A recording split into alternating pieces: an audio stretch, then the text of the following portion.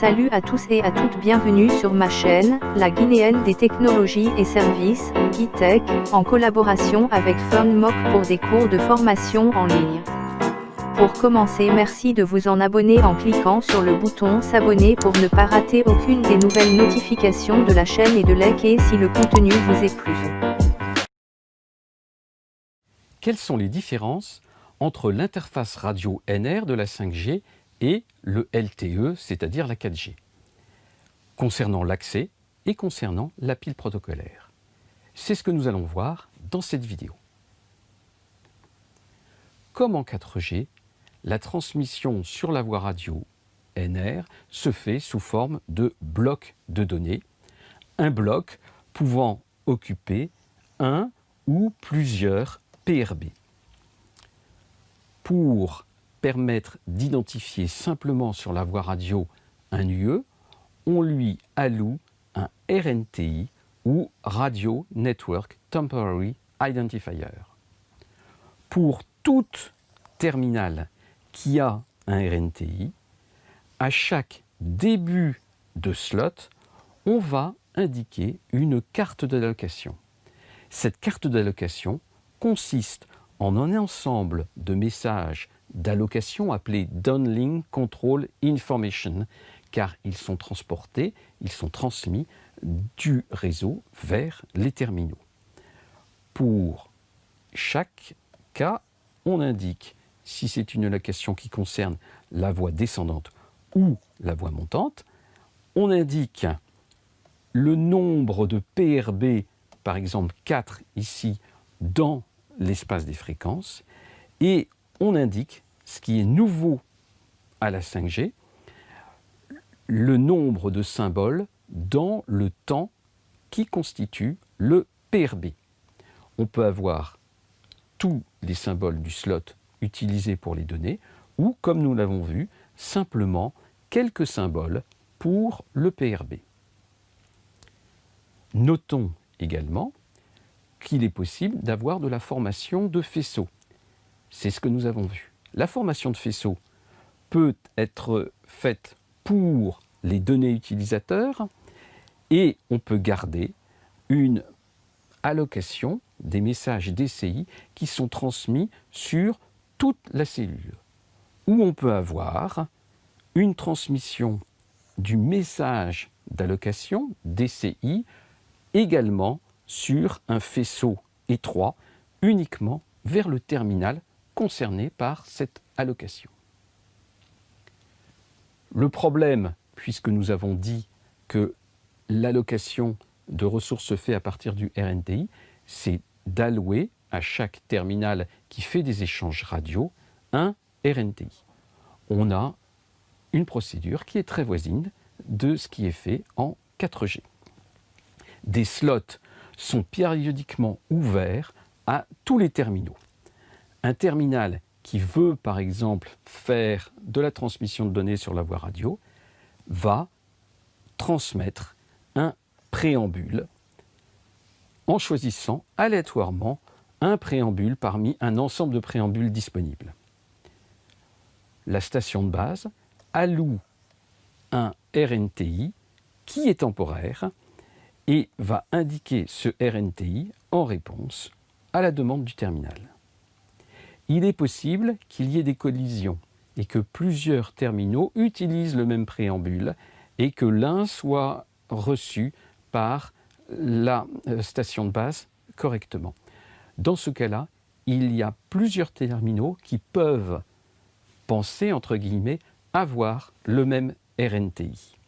Pour résoudre ces collisions, le premier message qui est envoyé par le terminal contient une identité non ambiguë de ce terminal, c'est-à-dire de cet UE. En écho, lors de la réponse du réseau, il va mettre l'identité non ambiguë du terminal, de l'UE. Si un UE voit une identité différente de la sienne, il réapplique le principe d'accès aléatoire. S'il voit la même identité, à ce moment-là, le RNTI est validé. C'est ce qu'on appelle l'échange en 4 étapes ou 4-step handshake. Voyons maintenant les différentes couches sur l'interface radio. On peut commencer naturellement par la couche physique. La couche physique permet de transmettre des blocs de transport ou transport blocs. En fonction des conditions radio, en fonction de la quantité de données à transmettre, on va adapter dynamiquement le schéma de modulation et de codage et le nombre de ressources allouées. La couche physique va s'occuper de toutes les fonctions de traitement de signal, c'est-à-dire la formation de faisceaux, le MIMO, les modulations, le codage correcteur d'erreurs. À ce sujet, en 4G, on utilisait les turbocodes comme code correcteur d'erreurs. En 5G, le choix a été fait d'utiliser des codes dits LDPC, Low Density Parity Check, pour les données, et un autre type de code appelé code polaire pour les messages de signalisation, car ces messages sont plus courts et les codes polaires sont bien adaptés. Notons que un PRB contient un ensemble d'éléments de ressources ou resource element, mais que tous ne sont pas disponibles pour contenir des données, car il faut transmettre de nombreux signaux de référence.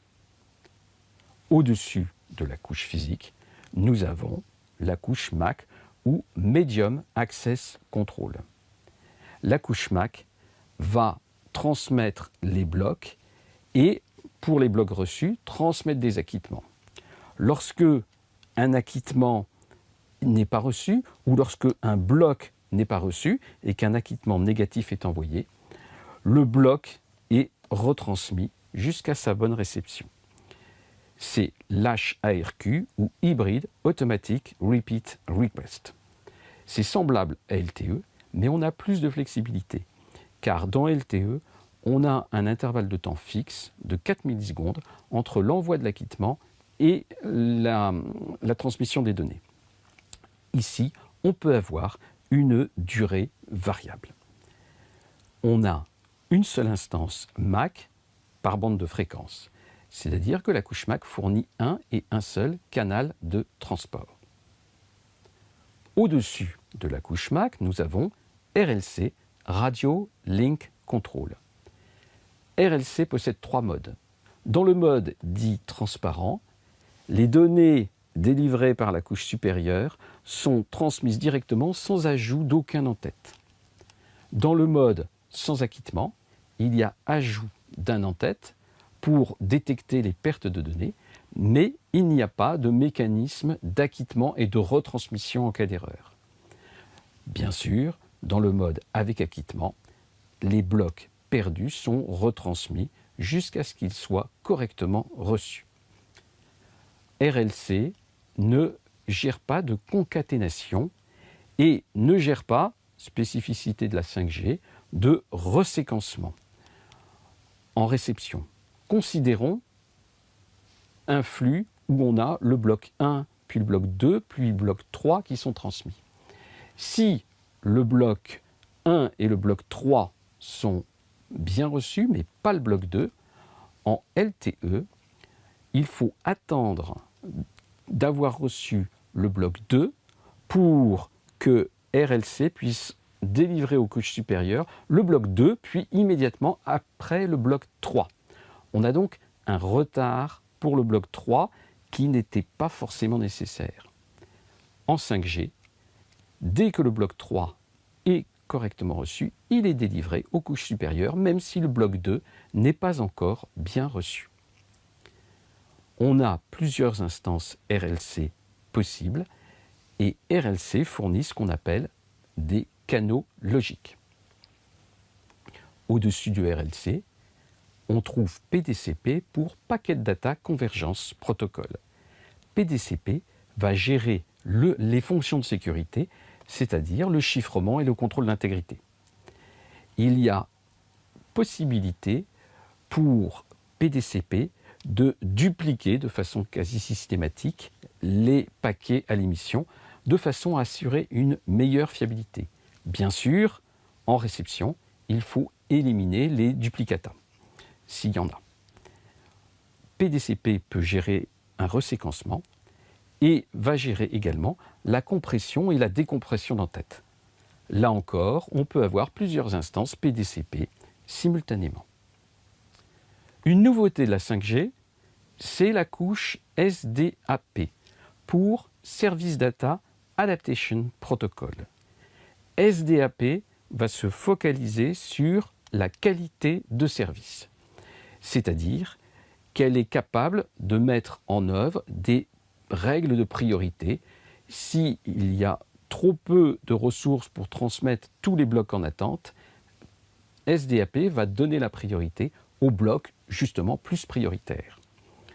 Pour que la même gestion de qualité de service soit faite sur tout le réseau, y compris le réseau cœur, on va ajouter dans l'entête SDAP un marqueur de QoS appelé QoS Flow Identifier.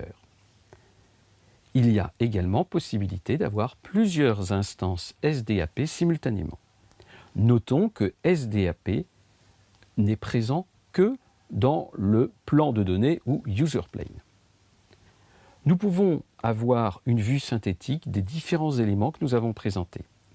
Imaginons un terminal, un UE, qui a un flux pour de la visioconférence avec une partie audio et une partie vidéo, et en même temps de la transmission de fichiers, et enfin qu'il y a un message de signalisation à transmettre.